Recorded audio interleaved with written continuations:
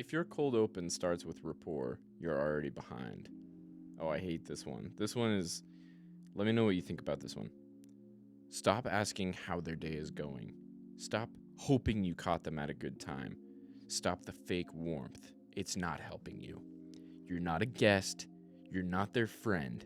You have a sharp interruption, and if you open soft and try to hide that, they'll walk all over you.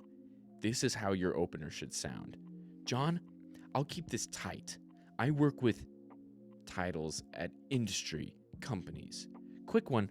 Are you the person that handles X? It's not aggressive, it's efficient, and it works because it forces a response.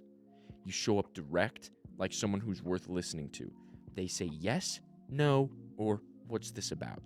Either way, you've earned a real opening. Too many reps open like they're afraid of the call. You should sound like someone who makes 40 of these a day and books 5. Because if you don't believe you're worth their time, they won't either. Can I go first? Go ahead. So I've actually spent a number of years in sales before I got into web dev. This is like a fundamental no-no in sales, is you do not want to have a yes or no question in your opening.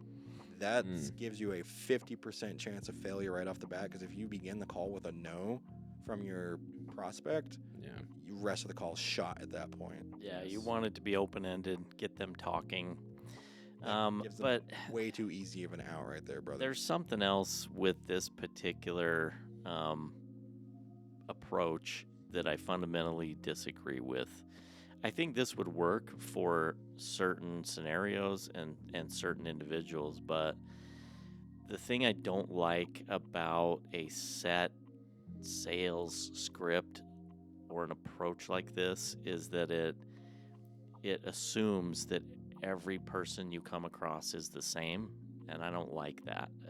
The reality is, part of selling is just connecting with people, being a person, being a real, person, and kind of watching and trying to get a read on them so that you can tell, there are receptionists that are going to blow you off no matter what you say, and there are gatekeepers that are going to respond to something like that.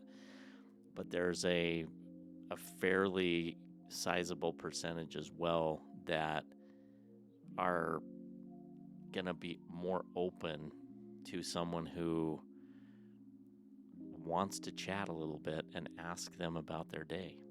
Yeah. And that type of person is going to be very turned off by an approach like that. So Yeah.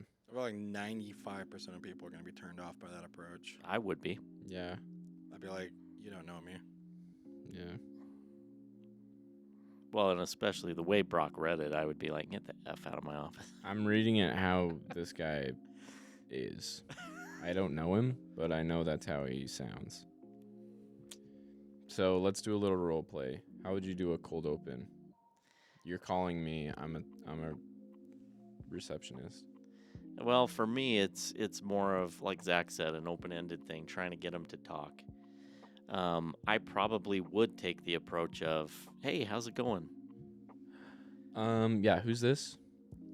Okay, so immediately I know that Broc, who's answering the phone, is like, yeah, I don't want to talk to you. Get to the point. So now I'm going to speed it up and try to accommodate that. So you're reading. I'm trying to reading. be aware of the situation. Yeah. So if you ask me how my day's going again. Hey, how's your day going? I'm good. How are you? Good. Wow, you sound like you're having a good morning. Yeah, I am. How about that SpaceX IPO? Dude. It's up like 10% yesterday. How's your 10% of a share doing? I think I made $3 yesterday. Why did we start talking about SpaceX? No, so here's the thing: is you don't want to ask them an open-ended question, or you don't want to ask them a yes or no question. You want to ask them an open-ended question and get their opinion on something. You want to, honestly, like one thing I was taught in sales is you want to ask them a yes question where the only answer is yes. Well, or just get them talking. Yeah. So like No. as part of your introduction, I wouldn't just jump into it and be like, "Hey, let me make this tight." I'd be like, "Hey, am I talking to insert name of business here?" And makes that their only answer to that point is yes or maybe no thanks, and they hang up. Yeah. But then the call's over instantly and you can move on. But It's if they the say Dale yes, Carnegieism. they've Get them already saying yes. they've already given you one yes, and then you can open that up and be like, "Awesome, I am this person calling from this company," and then ask them something open-ended to where it's probably not going to be something that they'll just say no to. You can basically be like, "Hey, how's it going today?" Or "How's your Monday going?" Or "Hey, aren't you glad we're past Wednesday?" Something like that. And then just from there, let the call naturally progress. Don't have like a set script to where you're going to be repeating the exact same words on 50 calls a day, expecting one of two outcomes. That's bad salesmanship. At that point, you're just running numbers, and that's really more of like what a cold caller or a setter is going to do, not like a true salesman. Yeah. Salesman's going to know how to read the customer and improvise and come up with like things on the fly to say and just build rapport with them. So to answer this guy's, I don't even think he was asking a question. He was just kind of sounding off. You absolutely want to start with rapport. Otherwise, if you just kind of come off as cocky, I don't know of a single person who's going to be like, "Wow, I am impressed by how much of a dick this guy is. Yeah. I want to buy whatever he's selling." Well, and that's true.